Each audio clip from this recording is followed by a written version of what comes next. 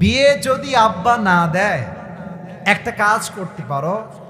আজহারি সাহেবের ওয়াজ আছে, শায়েখ আহমদুল্লাহ হুজুরের ওয়াজ আছে, আমারও ওয়াজ আছে যে অল্প বয়সে বিয়ে করলে লাভ কি। তুমি এক কাজ করো, বা যখন তোমার আব্বা তোমার বাসায় আসবে, সুন্দর করে অল্প বয়সে বিয়ে করলে কি কি লাভ হয় ওয়াজটা সুন্দর করে বাজায় দিয়ে তুমি বাথরুমে চলে যাবা, দিয়ে তুমি বাথরুমে গিয়ে বসে থাকবা, তোমার আব্বা ওয়াজ শুনবে অল্প বয়সে বিয়ে করলে এই এই এই এই এই এই লাভ হয়, যদি আমি আব্বা বিয়ে না দেই আমি কনফার্ম জাহান্নামী হয়ে যাব, ওয়াজ চলতেছে।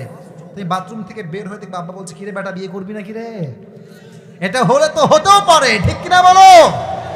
একটু ওয়াজ শোনায় হেদায়েতের পথে আনার ট্রাই করবে, 1 নাম্বার। 2 নাম্বার, যদি আব্বা তোমাকে বিয়ে নাই দেয়, তোমার বাসায় যে খাটটা আছে এটা করাত নিয়ে আসবা, করাত নিয়ে এসে বলবা এই খাট আমি রাখবো না, এই খাটটা কাপল খাট, আমার তো বউ নাই, খাট দিয়ে আমার কি হবে?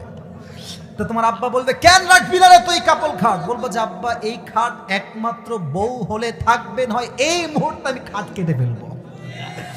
আচ্ছা, আর একটা কাজ তুমি করতে পারো, অলওয়েজ মন মরা, কিরে খাবি না,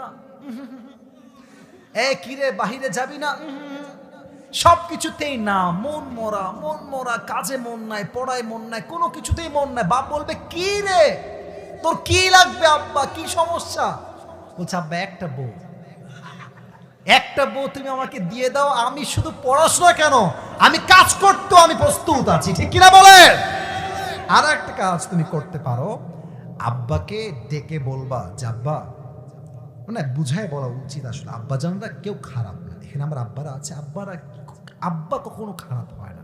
মাথা রাখবা, পৃথিবীতে প্রত্যেকটা পিতাই ভালো পিতা, প্রত্যেকটা পিতাই ভালো আব্বা, কিন্তু বোঝার ক্ষেত্রে একটু ভুল বুঝাবুঝি হয়।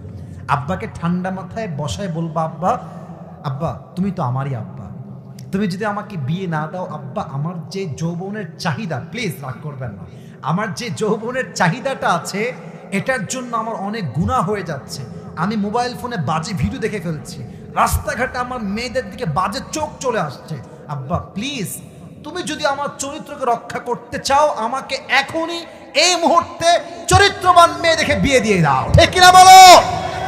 আল্লাহ আমার প্রিয় আব্বা জানদেরকে বোঝার তৌফিক দান করুক। সকলে আমরা দিল খুলে পড়ছি আমিন।